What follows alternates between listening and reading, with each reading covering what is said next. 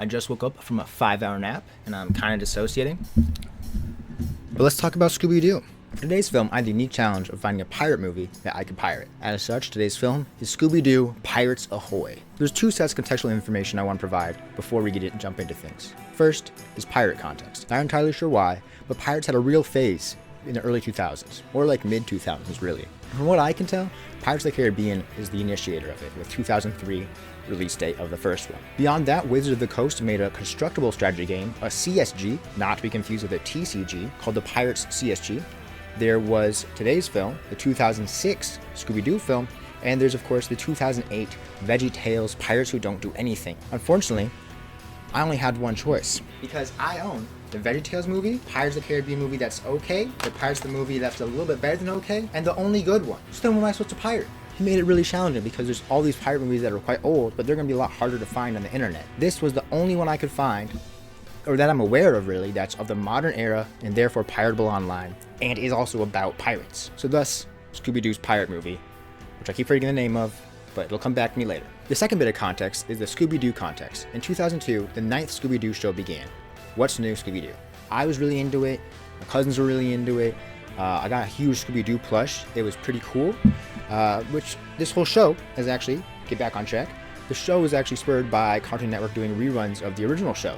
And the live action film also came out in, I think, 2002. I didn't know that there was this many iterations of the show beforehand. I did just a splash of research before writing the script for this video. Anyway, I watched a fair bit of this show growing up, and I'm 100% certain that I could still completely and correctly sing along to the main theme song. I think I nailed it. And I think that show and maybe the original show are really the only ones I've ever seen. I feel like I've mostly heard positive things of the 2010 to 2013 show Mystery Inc., but I have not watched it. I don't know.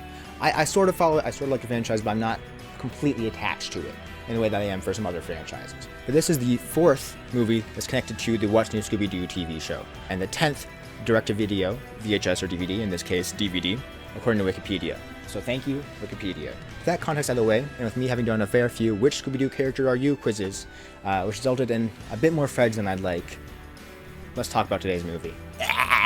I'm going to kind of assume you haven't seen this movie, and as such will attempt to do a quick-ish recap of the film. I'll have too much analysis to offer, but that'll come after the recap. Generally, Scooby-Doo films follow this format. There's a cold open, a credit sequence, and then we get back to the gang. They're about to enjoy a trip, and then things start to get weird. As the mystery plays out, often a gang member or a newly introduced ally goes missing or gets kidnapped. Sometimes the kidnapped ally turns out to be the villain, sometimes it's a red herring. There's usually a few chase sequences too to keep kids engaged and divide the film up in an easy way. The film ends with the plan to catch them falling apart, a subsequent chase sequence, and then it somehow working out. After which comes the reveal, a Scooby-Doo one-liner like, nope, never mind, not gonna do that impression, I don't think it would come out right. After which, there's the closing credits, and things go back to normal, setting up the next episode or the next film. This movie, being direct-to-DVD, does not have the resources or desire to truly break that mold, but does manage to still set itself apart. As the formula states, the film opens with a cold open of pirates raiding the Galaxy Gazer, setting up the mystery to come. You go right into a very fun, at least, well, to me, it's a pretty fun. It's kind of fun. I don't, it's an enjoyable credits sequence of the Bermuda Triangle. Good way to keep people engaged. It is a kids movie after all. And then we join up with a gang. They're about to embark on a cruise for Freddy's birthday.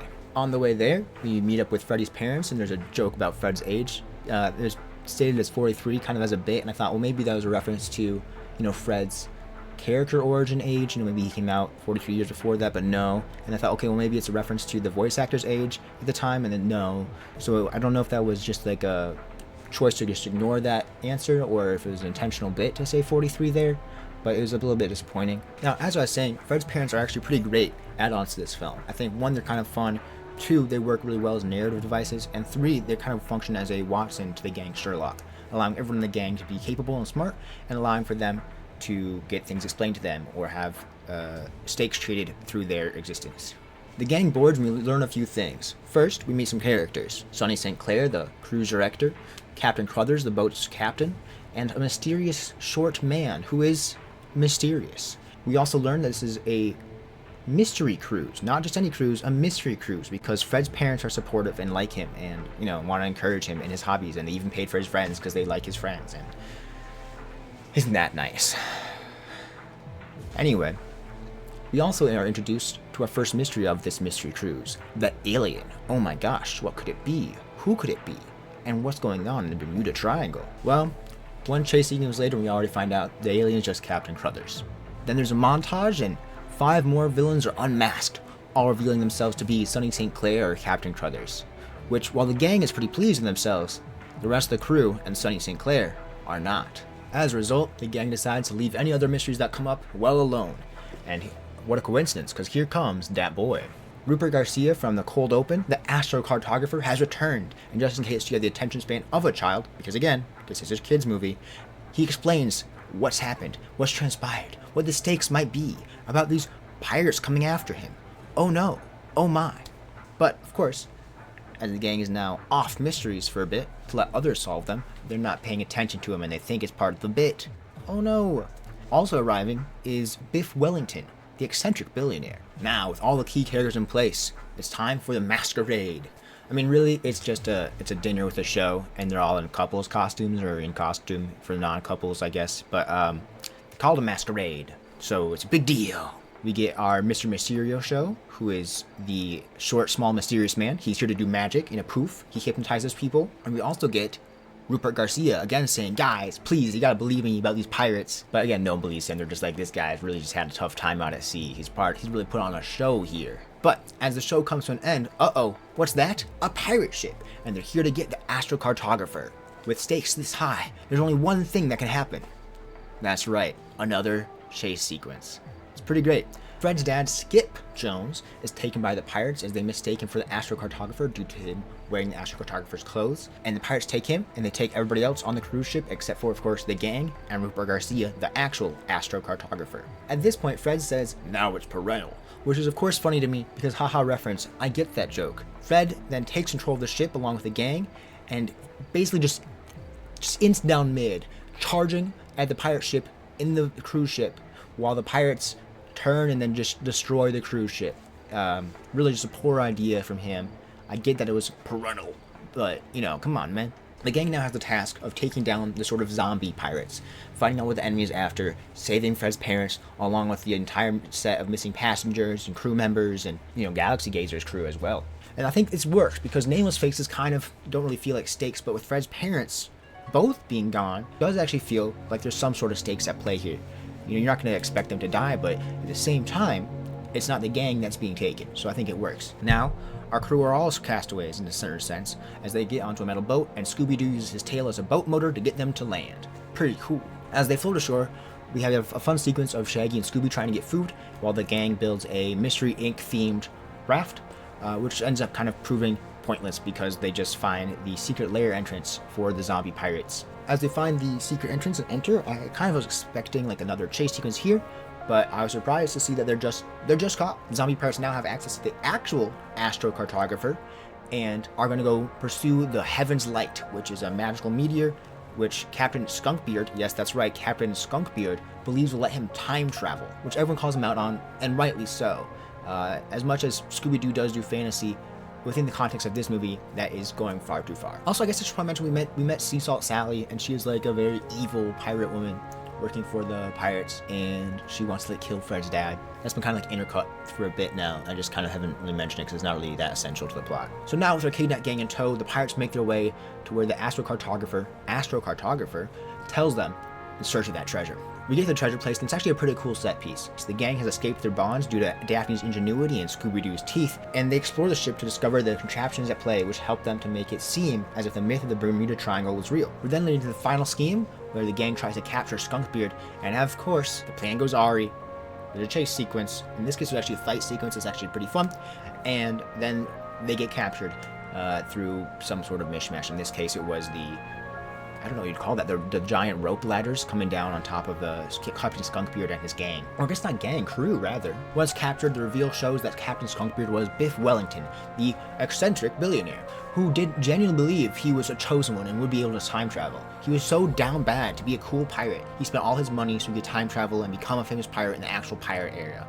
He was utterly delusional and completely overestimating his own abilities. The actual mastermind was the magical short man with the wooden leg who could hypnotize anyone except for Shaggy and Scooby for some reason. I don't remember his name, but he's the magical short guy, Mr. Mysterio. The dangerous sea salt Sally is also revealed then to be Fred's mom under hypnosis. Although one kind of has to wonder, right? Was any of that real? Was like any of that like just hiding underneath her personality of this desire to kill her husband and son? I don't know. One has to wonder. Next, in order to supposedly prevent volcanic activity, they return the giant meteor of pure gold to the seabed and boat away, with the pirate ship being the cruise ship as they go back to Miami. The film ends along with the end credits of things going back to normal as it sets up for its next film, in the Himalayas. So now, let's get into the review of Scooby-Doo's pirate movie from 2006. So first and foremost, the clear change of formula with the fake-out mysteries. I think it's not super uncommon to have some sort of fake-out or some sort of signs being ignored within a mystery, but the solve a bunch and it's actually a show angle is not one I feel like I've seen too much. I actually thought it was pretty fun, I thought it was pretty unique, and for me it worked. I also think this film mostly works well in rewatches, or if you're watching it trying to figure it out. The second in command of the pirates issues the orders, and the eyes actually mirror the colors of the eyes of the people being hypnotized. If you're good at recognizing voices, the voice actors are actually the same for both the people and their pirate counterparts. The issue is not perfect, but it is at least mostly thought out. It feels like it was actually a movie written by actual adults, which I cannot say about a tragically high amount of other children's media. Another moment for that same kind of noticing is that the eccentric billionaire is not at the dinner party, and he already seems sketchy. A second note is with a double villain.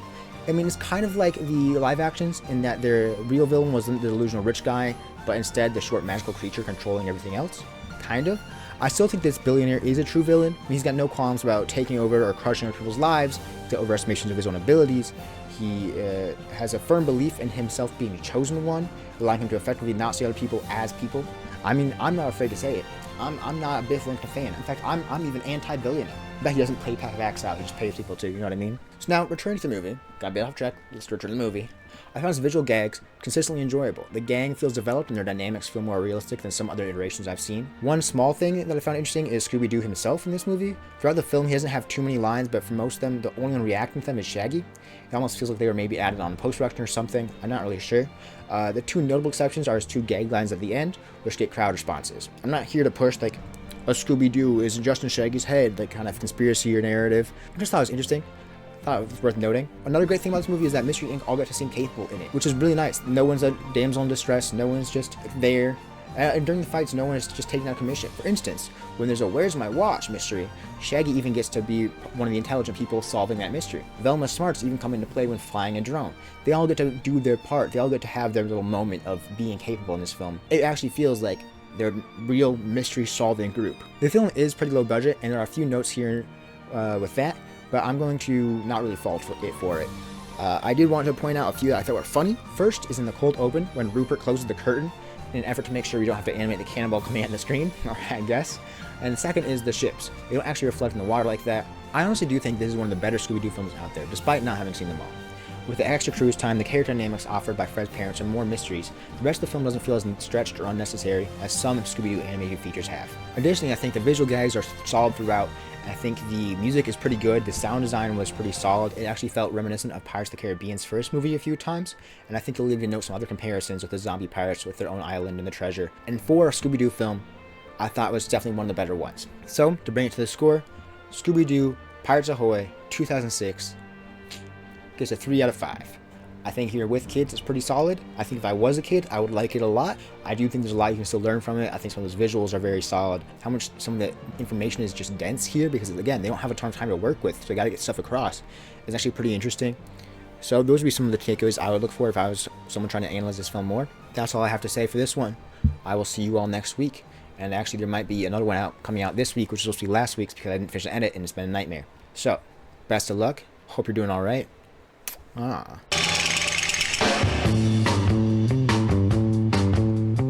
it gonna focus? Oh yeah, Black Pearl. Black Pearl.